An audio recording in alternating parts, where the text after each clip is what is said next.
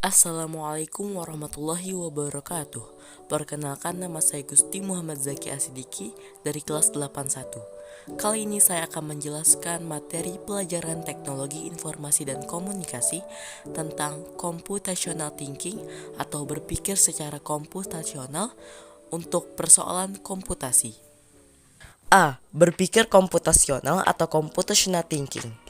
Computational thinking atau pemikiran komputasi adalah cara pemecahan masalah, merancang sistem, dan memahami perilaku manusia dengan memanfaatkan konsep ilmu komputer. Computational thinking pertama kali digunakan oleh Seymour Aubrey Pepper, seorang pengajar, peneliti, ilmuwan di Massachusetts Institute of Technology atau MIT pada tahun 1980. Dipopulerkan kembali pada tahun 2006 oleh Janet Merriwing, seorang ilmuwan dari Columbia University. Dalam esainya, Janet menyarankan bahwa berpikir komputasi adalah keterampilan mendasar bagi semua orang, bukan hanya ilmuwan komputer, dan berpendapat pentingnya mengintegrasikan gagasan komputer ke dalam disiplin ilmu lain. Menurut Janet, berpikir komputasi adalah proses berpikir yang terlibat dalam merumuskan masalah dan solusinya, sehingga solusi diwakili dalam bentuk yang dapat secara efektif dilakukan oleh agen pengelola informasi. A. Berpikir komputasional atau computational thinking. 1. Pemikiran komputasional.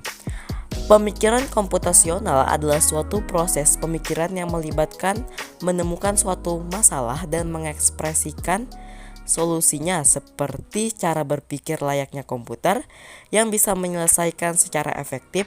Pemikiran komputasional adalah sebuah proses berulang yang terbagi menjadi 3 tahapan sebagai berikut.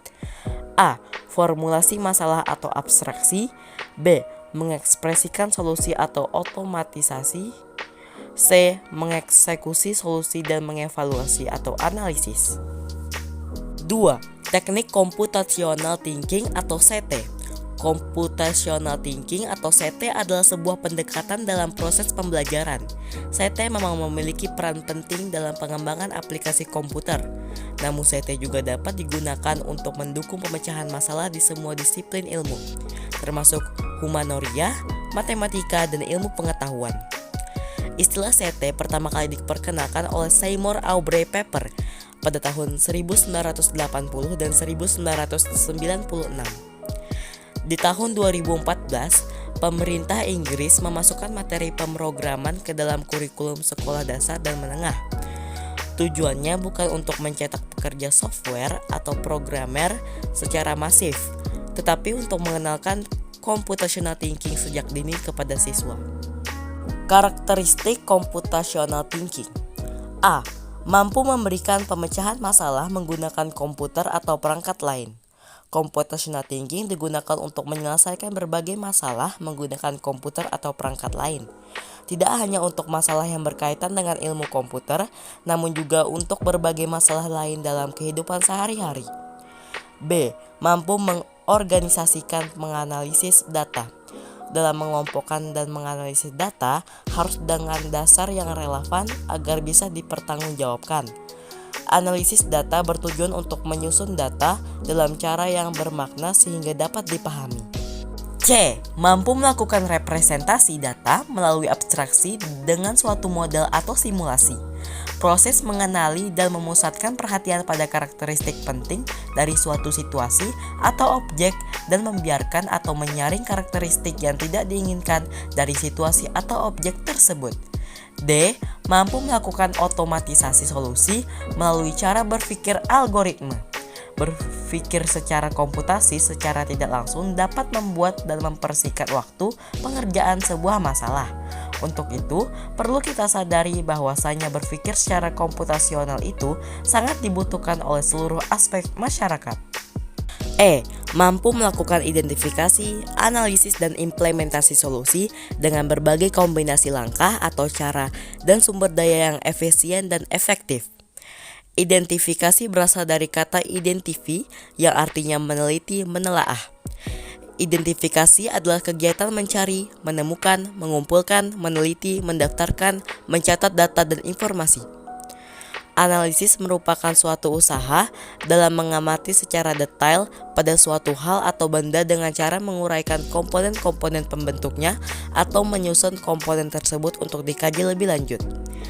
Implementasi dapat diartikan sebagai pelaksanaan atau penerapan. Artinya yang dilaksanakan dan ditetapkan adalah rencana yang telah didesain atau dirancang untuk kemudian dijalankan sepenuhnya. F. Mampu melakukan generalisasi solusi untuk berbagai masalah yang berbeda. Generalisasi adalah proses mengidentifikasi sebuah bagian dari keseluruhan. Bagian-bagian yang sama sekali tidak terkait dapat disatukan sebagai satu kelompok, dan bagian yang penting dijadikan kelompok juga. Lalu, keduanya dibandingkan dan dilihat relasi antara keduanya. 4. Metode computational thinking. A. Dekomposisi atau decomposition. Dekomposisi merupakan tahap pertama dari computational thinking. Dekomposisi sendiri dalam Kamus Besar Bahasa Indonesia atau KBBI memiliki arti proses perubahan menjadi bentuk yang lebih sederhana. Dekomposisi adalah kemampuan memecah data, proses atau masalah atau kompleks menjadi bagian-bagian yang lebih kecil atau tugas-tugas yang mudah dikelola. B. Pengenalan pola atau pattern recognition. Pattern recognition atau pengenalan masalah yaitu proses untuk mengenali pola atau kesamaan umum dari masalah-masalah lain yang berupa dengan masalah yang telah ditemukan dari proses dekomposisi. Pengenalan pola bertujuan agar seseorang dapat memprediksi hal yang akan terjadi setelahnya, membuat sebuah aturan khusus, dan memudahkan memecahkan masalah dengan pola yang hampir sama. C. Abstraksi atau abstraction. Abstraksi merupakan proses atau perbuatan pemisah. Dalam computational thinking, abstraksi merupakan salah satu metode berpikir yang dipakai programmer ketika menulis program. Metodenya merupakan melakukan generalisasi dan mengidentifikasi prinsip-prinsip umum yang menghasilkan pola, tren, dan keteraturan tersebut. D. Algoritma atau algorithm. Algoritma merupakan pilihan dari berbagai metode computational thinking yang sangat mudah diterapkan terhadap peserta didik karena algoritma mudah untuk didesain dan dipahami. Contohnya, algoritma desain adalah kemampuan pengembangan petunjuk pemecahan masalah yang sama secara step by step, langkah demi langkah. 5. Keuntungan computational thinking. A. Percaya diri dalam berhadapan dengan kompleksitas masalah yang lebih besar dan lebih sulit. B. Toleransi terhadap ambiguitas. C. Mampu berhubungan dengan masalah yang open-ended. D. Mampu berkomunikasi dan bekerja untuk mencapai tujuan yang sama. B. Pemetaan permasalahan dan solusi dengan komputasi. 1. Mengevaluasi masalah. 2. Mengolah masalah. 3. Mengambil keputusan. 4. Menyelesaikan masalah. 5. Meneliti hasil. Contoh computational thinking: memasak nasi, membuat nasi goreng, membersihkan kamar. C. Hubungan antara algoritma dengan pemikiran komputasi. Algoritma adalah suatu urutan dari beberapa langkah yang logis guna menyelesaikan masalah atau untuk mencapai tujuan tertentu. Dalam matematika dan ilmu komputer, algoritma adalah urutan atau langkah-langkah untuk penghitungan atau untuk menyelesaikan suatu masalah yang ditulis secara berurutan. D. Mengajarkan kemampuan computational thinking kepada siswa. 1. Sering membaca tentang hal yang berbau computational thinking. 2. Melihat lalu dipikirkan secara kritis. 3. Belajar dari pengalaman dan kesalahan. 4. Belajar langsung dengan orang-orang profesional. Teori komputasi dan komputasi modern. Teori komputasi.